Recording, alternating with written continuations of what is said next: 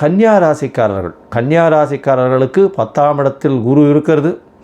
பொதுவாகவே 10ல் குரு பதவியை குலைப்பான்னு சொல்லுவாங்க. கவலைப்பட தேவையில்லை. பதவி உயர்வு வரும். புதிய இடத்தில் பதவி வரக்கூடிய வாய்ப்பு, புதிய தொழில் அமையும், தொழிலில் ஏற்றம் வரக்கூடிய வாய்ப்பு, வேலையில் மாற்றம் வரக்கூடிய வாய்ப்புகள் இந்த காலகட்டத்தில் அமையும்.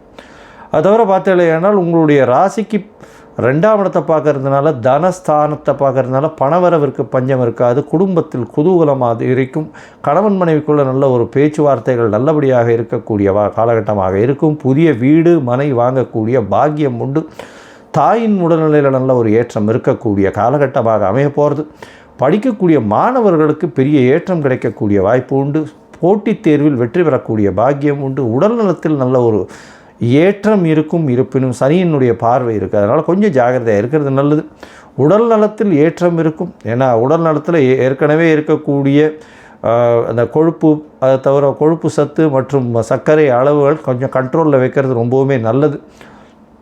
இந்த காலகட்டத்தில் பார்த்தோன்னா அதுவும் கன்னியா ராசிக்காரர்கள், இந்த கவிஞர்கள், கலைஞர்கள், அவங்களுக்கெல்லாம் நல்ல ஒரு ஏற்றம் இருக்கக்கூடிய வாய்ப்புகள் இந்த காலகட்டத்தில் உண்டு. நீங்கள் பக்கத்தில் இருக்கக்கூடிய கோவிலில் முல்லைப்பூ வாங்கி கொடுங்க. கோவிலில் இருக்கக்கூடிய பெருமாளுக்கு முல்லைப்பூ வாங்கி கொடுங்க. சுண்டல் வியாழக்கிழமை இது பண்ணுங்க. அதாவது மூக்கு கடலை சுண்டல் தானம் பண்ணுங்க. அது தவிர பொங்கல், சர்க்கரை பொங்கல், அது சனிக்கிழமை இது பண்ணுங்க, தானம் பண்ணுங்க. கோவிலில் கொடுத்துட்டு தானம் கொடுங்க. தேங்காய் உடைக்கும் அருகில் இருக்கக்கூடிய விநாயகர் கோவிலில். இந்த காலகட்டத்தில் உங்களுடைய தசாபுக்தி அந்தரம் சூக்ஷ்மம் அந்த அளவுக்கு சரியில்லைன்னா நீங்கள் அருகில் இருக்கக்கூடிய, அதாவது ஆலங்குளம் போயிட்டு வாங்க. ஆலங்குளம் போயிட்டு வர்றதன் மூலியமாக உங்களுக்கு ஒரு பெரிய ஏற்றம், மாற்றம் உங்கள் வாழ்வில் நிச்சயமாக வரும்.